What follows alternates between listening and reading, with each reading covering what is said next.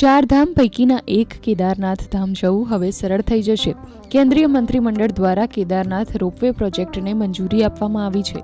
રાષ્ટ્રીય રોપવે વિકાસ કાર્યક્રમની પર્વતમાલા પરિયોજના હેઠળ ઉત્તરાખંડમાં સોનપ્રયાગથી કેદારનાથ સુધી 12.9 કિલોમીટર લાંબી રોપવે પરિયોજનાને મંજૂરી આપવામાં આવી છે. આ પ્રોજેક્ટથી સૌથી મોટો ફાયદો શ્રદ્ધાળુઓને થશે. જે યાત્રા પૂરી કરતા હાલ 8થી 9 કલાકનો સમય લાગે છે તે રોપવે બન્યા બાદ 36 મિનિટમાં પૂરી કરી શકાશે. આ રોપવેમાં 36 લોકોને બેસવાની ક્ષમતા હશે.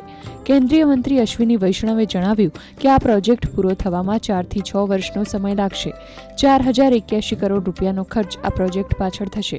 चार धाम में बहुत ही महत्वपूर्ण धाम है केदारनाथ धाम.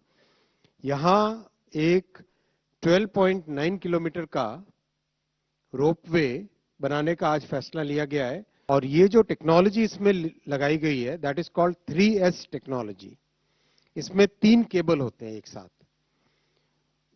3 केबल में एक केबल हॉलेज का काम करता है, 2 केबल उसको सपोर्ट करते हैं पूरे गंडोला को. और जो गंडोला है वो अपने आप में एक मिनी बस जैसा है. 36 लोगों के बैठने की कैपेसिटी उसमें, 36 लोगों के बैठने की कैपेसिटी, ऑलमोस्ट लाइक एक छोटी सी बस के जैसा है. अच्छा, बहुत स्मूथली, और ये बहुत सेफ टेक्नोलॉजी है.